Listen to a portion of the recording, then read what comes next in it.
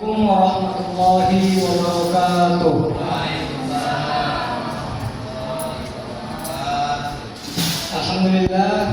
Alhamdulillahirabbil alamin wa bihi nasta'in ala umuri dunya waddin. Shalatu wassalamu ala asrofil anbiya'i wal mursalin wa ala alihi wa sahbihi ajma'in. Puji syukur marilah kita panjatkan kehadirat Allah Subhanahu wa taala yang sebagaimana yang telah melimpahkan nikmat dan karunia-Nya kepada kita, terutama nikmat iman, nikmat Islam, serta nikmat kesehatan, sehingga kita dapat bisa melaksanakan ibadah di bulan Ramadan ini. Terkhusus ibadah yang sedang kita laksanakan yaitu melihat, mendengar ceramah sebelum sholat tarawih, serta laksanakan sholat tarawih di bulan puasa Ramadan ini. Tak lupa pula salawat dan salam kita hadirkan kepada baginda besar Muhammad sallallahu alaihi wasallam. Allahumma sholli ala sayyidina Muhammad wa ala ali sayyidina Muhammad. Semoga dengan kita memperbanyak salawat kepada beliau, kita mendapatkan syafaat yang kelak nanti. Amin amin ya rabbal alamin. Sebelum saya lanjutkan ceramah kita pada hari ini, saya mau bertanya dulu kepada para hadirin sekalian.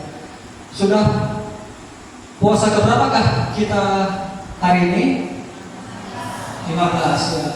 Sampai hari ini kita sudah melewati puasa yang ke-15. Besok kita melaksanakan puasa yang ke-16. Sudah setengah dari bulan Ramadan ini kita lalui. Maka dari itu jangan kita sia-siakan momentum bulan Ramadan ini, karena bulan Ramadan ini hanyalah bulan satu, hanya sekali dalam satu tahun. Dan memang bulan Ramadan inilah yang kita nanti-nanti, yang umat Islam nanti dikarenakan banyak amalan ibadah yang kita lakukan di bulan Ramadan ini itu dilipat gandakan oleh Allah Subhanahu wa taala. Semoga kita dapat bisa memanfaatkan momentum bulan Ramadan ini sebaik-baik mungkin.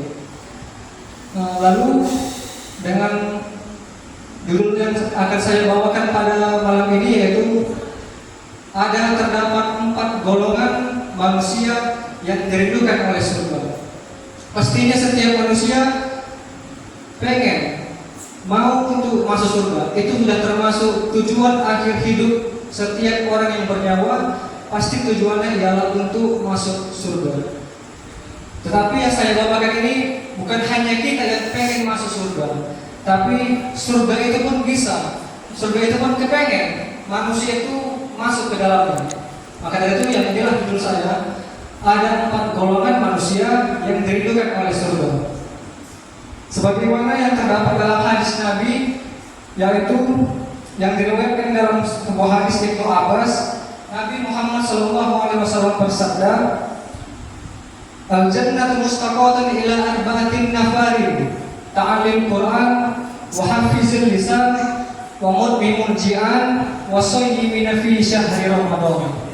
Yang artinya surga itu merindukan 4 golongan. Yang pertama, orang yang membaca Al-Quran. Yang kedua, orang yang menjaga lisannya.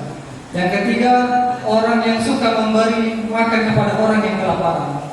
Serta yang keempat yaitu orang yang berpuasa di bulan Ramadan. Ini akan kita bahas satu persatu. Jadi untuk yang pertama, ta'alim Quran, membaca Al-Quran.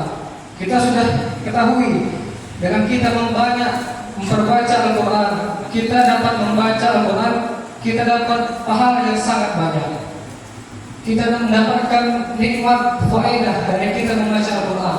Bukan hanya mendapatkan pahala, tapi kita bisa mendapatkan ilmu dari membaca Quran tersebut. Mau itu kita bisa menjadi obat hati kepada kita.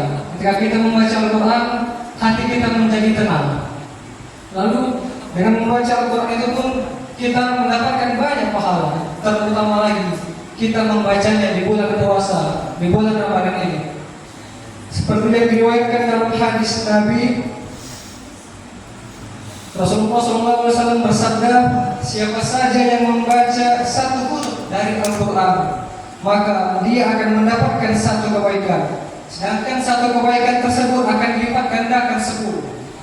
Semisalnya, aku tidak mengatakan alif lam mim 1 huruf, akan tetapi alif satu huruf, lam satu huruf, dan mim satu huruf. Jadi kesimpulannya, dengan kita membaca Al-Quran, satu huruf yang kita baca di Al-Quran tersebut, kita mendapatkan satu pahala. Apalagi kalau kita membaca Al-Quran, kita bertadarus. Selama kita bulan puasa ini, kita bulan selesai kita sholat tarawih, kita membaca Al-Quran satu juz setiap malam, sudah berapa banyakkah itu pahala yang bakal kita dapatkan? Sudah tentu banyak, berlipat-lipat ganda pahala yang akan kita dapatkan jika kita terlebih lagi membaca Al-Quran tersebut. Yaitu ialah orang yang menjaga lisannya. Memang lisan ini tidak berulang, Ibu. Lisan ini memang, kalau kita bilang pepatah Arab, lebih tajam lagi lisan ini daripada sebuah pedang. Dikarenakan kalau pedang tersebut menusuk, itu dapat bisa kita obati. Tetapi kalau lisan kita lah yang menyakiti seseorang, belum tentu itu bisa terobati. Dikarenakan sakit hati yang mendalam itu belum tentu bisa disembuhkan dengan hanya sekedar ucapan kata maaf. Terlebih lagi kita di bulan puasa ini bukan hanya lapar dan dahaga yang kita tahan, hawa nafsu kita tahan, termasuk juga ucapan lisan kita harus kita jaga. Akan sia-sia kita berpuasa jika kita cakapnya kita menggosip sana sini, kita membicarakan orang lain, keburukan orang lain, kita menggunjing orang lain, gugurlah pahala yang kita dapatkan selama bulan puasa ini. Maka dari itu kita jagalah lisan kita agar kita bisa termasuk golongan orang yang diridhoi oleh surga. Lalu yang ketiga, yaitu orang yang memberikan makanan kepada orang yang lapar. Wa mut'imul ji'an. Nah, jadi di sini seperti kita ambil pada kita mau menjelang berbuka puasa. Pastinya banyak orang-orang yang mungkin menjelang berbuka puasa, mereka belum tersedia bagi dia untuk makanan dan minuman berbuka puasa. Inilah momentum bulan puasa ini. Kita banyak-banyaklah kita berbagi kepada orang-orang yang membutuhkan. Kita memberikan makanan kepada mereka, kita memberikan minuman kepada mereka, sehingga mereka pun dapat dengan senang mengikuti selama bulan puasa ini.